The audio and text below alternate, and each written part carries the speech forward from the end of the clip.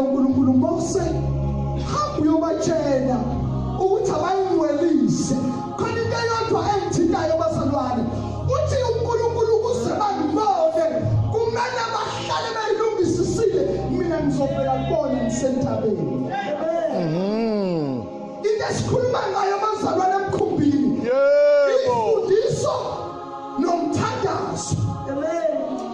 ibandla likaNkulunkulu kulesi sikhathi namadoda amayo phambi kwenu bananje ukuthi baphenduka abafarisi iyona lento kunokandla nami kunesikhundla sami lento yokukhuluma umntwana abazalwane uthi zingcweliseni ayisekho uthi-ke uNkulunkulu Mose hamba uyobatshela ngizovela mina kubona ngisentabeni kodwa ukuze bangibone abazi njani abazingcwelise uNkulunkulu bazalwane noma into ikaNkulunkulu ngeke sikwazi ukufinyelela kusona uma sinjani singcwelise uthi uNkulunkulu bathini bazingcwelise khona imihle engithandayo kuMoses uMoses akatshelwa ukuthi yena akayingcwelise ngoba vele yena ubuke kanjani uNkulunkulu engcwele bagaka abazalwane namhlanje abazofinyeza umsebenzi wayimeko ingakho abazalwane yithwala kanzima usuku nosuku ngoba bekho abazalwane abafuna ukuyingcwelisa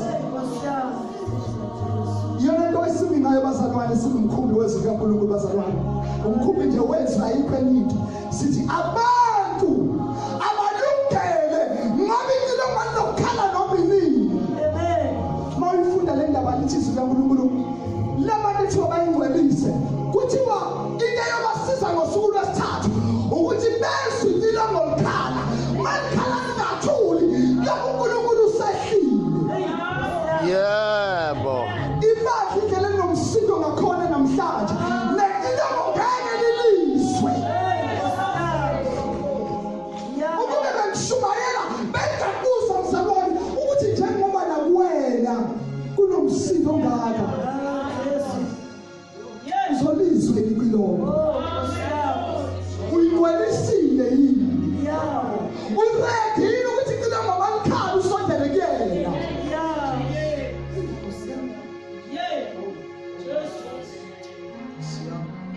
yabazalwane into engithintayo la ngokwesihlungu lithi there is a mountain and a valley abantu noma ibandla liphansi kwiveli kodwa uNkulunkulu yena bevela uvele sentabeni yebo uthi ukuze bakwazi ukugizwa mina kumele bakhuphukele mina ngomthandazo bengcwele ayibona inkosi bazalwane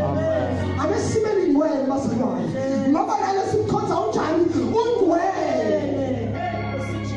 ungabona inkonzo ungayizwa ukuthi yangalaphi khona into elahlekele awusalizwa ngecilongo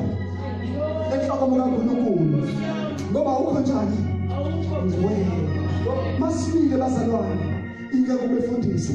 uzothola umzali wakho ogcwele umkhumbi sicela ungesabi ungashawa na uvalo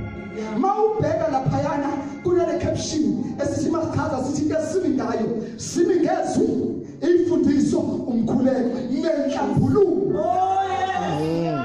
ngoba ngekhathi ibandla likaNkulunkulu lingabelisezwa noma uthi ngasakhuluma nenhlambuluko ibalekile umphathi wethu kasibelesele ngenhlambuluko ubone uzwe kwenkamoya ukuthi wena besindaba ebhukhini abangayizwa noma abangayenzi inkonzo yenhlambuluko ubone ukuthi yayekhona kulale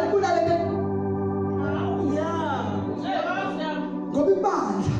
usathana untshontsha inhlambuluko ngoba ufuna ukukhipha kuphi emngcweleni ngithanda uyikade imthwalo yakho ihlala kuwena umncintisana nayo ubaleka nomngcwele ngosuku lwesithathu kuzothi makhala icilongo ungalizwe bathi bekhuphukele entabeni usale wena ulahlekelwe yini ubungcwele